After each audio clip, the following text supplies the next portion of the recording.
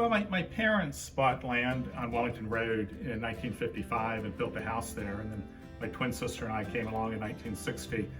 And it was an area that was called Wellington, but during the Civil War, it was called Five Forks. And it was, after the Civil War, the freed slaves, it was their enclave. And one of the churches that Jennie Dean founded was the Dean Divers Church that was just right down the road from me. And the first couple of years of school, the schools were still segregated. And then we started picking up our friends that we played baseball with and rode bikes with, our African-American friends, and we started going to the same schools. And it just really didn't click back in 3rd and 4th grade that schools were segregated.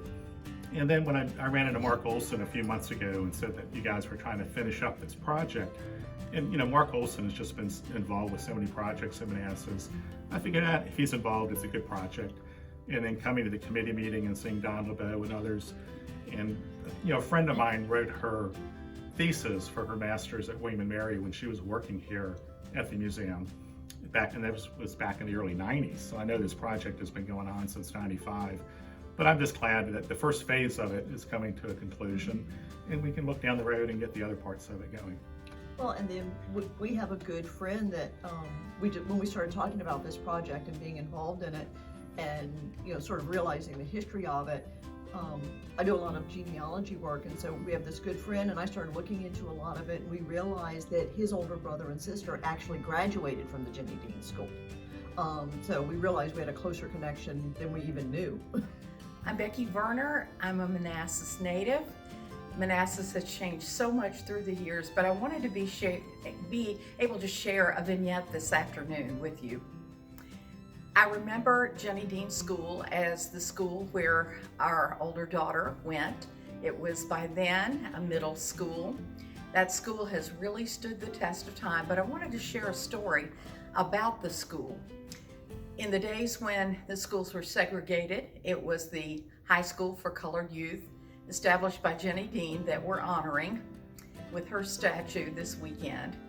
And after many years when the schools were desegregated, they went in and looked at the school expecting many major repairs to be needed because the school was old by then.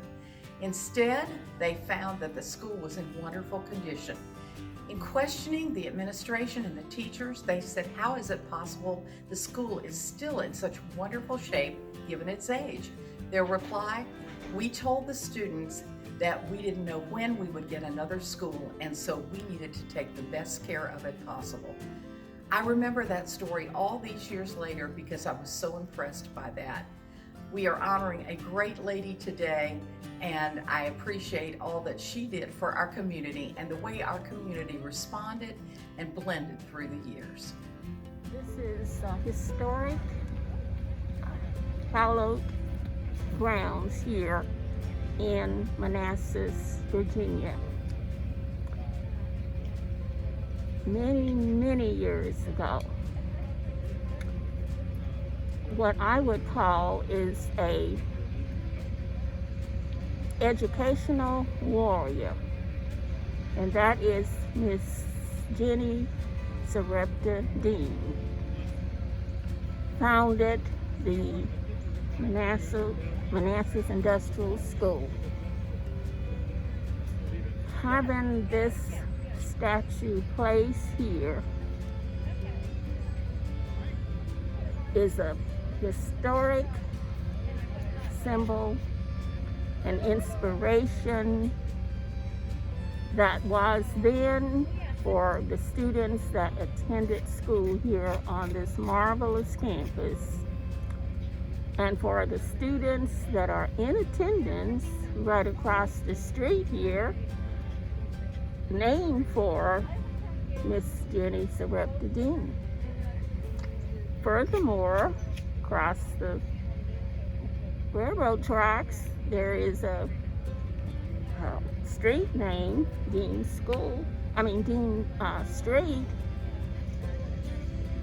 with the level that she went across the East Coast soliciting funds for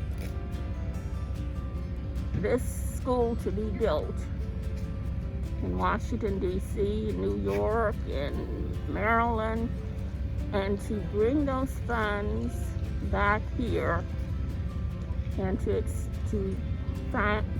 be the founder of this school is so significant. Also, here on the East Coast and probably all over the United States, there are warriors. I just prefer to call her an educational warrior, just coming out of in slavery herself and knowing that it was a crime for African Americans to even learn to read and write. But she focused, and her vision was about education. In Richmond, Virginia, there is a monument on the state grounds, the only women's monument on any state ground in the United States of America. And Miss Jennie Dean is listed as one of those huge contributors here in the state of Virginia. So from the state capital, she is recognized here in Virginia. Manassas, with this beautiful statue that is going to be unveiled, we would just say with so much admiration, she's a hero. And in the category, I don't know if you call it a category, but with Sojourner Truth, I would say yes. I would say yes to Harriet Tubman. I would say yes.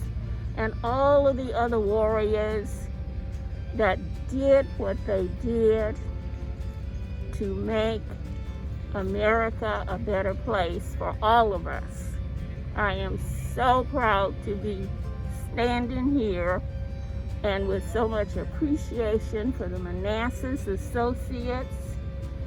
They have done a marvelous job in having this occasion, because they worked hard, like Miss Jennie Dean did, to raise funds for the school. The Manassas Associates have done a tremendous job, and I'm so grateful and so thankful for the people of Prince William County and far away that donated for this statue to be placed here.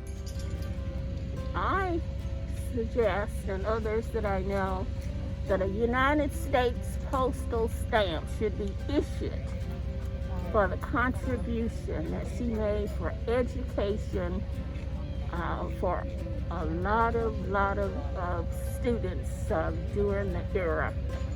Thank you.